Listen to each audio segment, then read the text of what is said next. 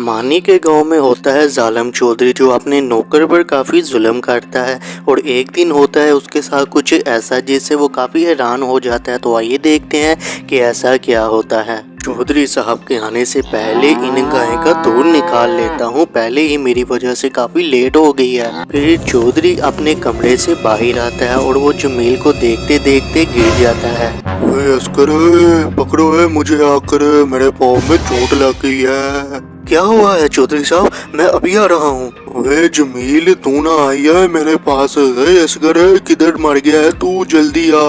फिर असगर आकर चौधरी को उठा लेता है।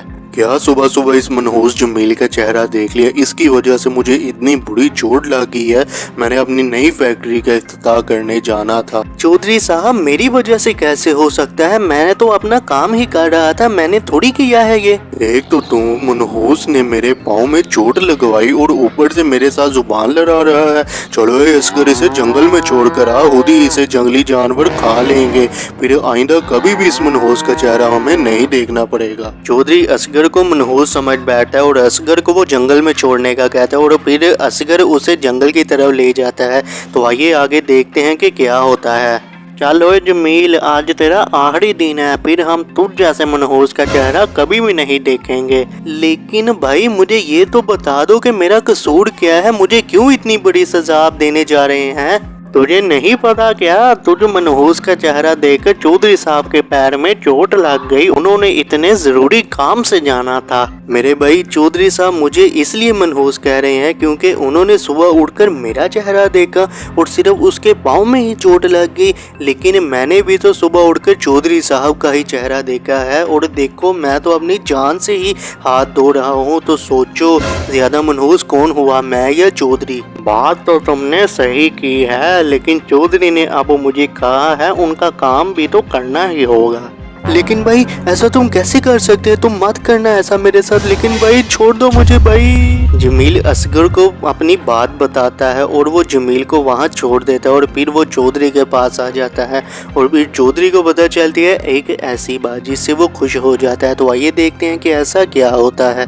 हाँ भी असगर है, छोड़ आए हो जमील को जंगल में? जी चौधरी साहब, मैं उसे छोड़ आया हूँ। किया, अब उस मनहूस का चेहरा मुझे नहीं देखने को मिलेगा। आज उसकी वजह से मुझे इतना बड़ा नुकसान हो गया। हाँ भाई, क्या बात है? क्या सब कुछ जल गया? लेकिन कैसे? क्या बात है चौधरी साहब, क्या हुआ है? आप इतने परेशान क्यों हो गए हैं? ओए असगर, शुक्र है आज मैं अपनी फैक्ट्री में नहीं जा सका, क्योंकि अभी मुझे कॉल आई है और वो बता रहा है कि फैक्ट्री में आग लग गई है और वहाँ सब कुछ जल गया है। क्या चौधरी साहब, सच में? फिर तो आपको जमील का शुक्रिया अदा करना चाहिए क्योंकि उसकी वजह से ही आपके पाँव में चोट लगी है और आप वहाँ नहीं जा सके। हाँ असगर, तू सही कह रहा है। अगर सुबह मुझे चोट ना लगती तो पता नहीं मेरे साथ क्या हो जाना था।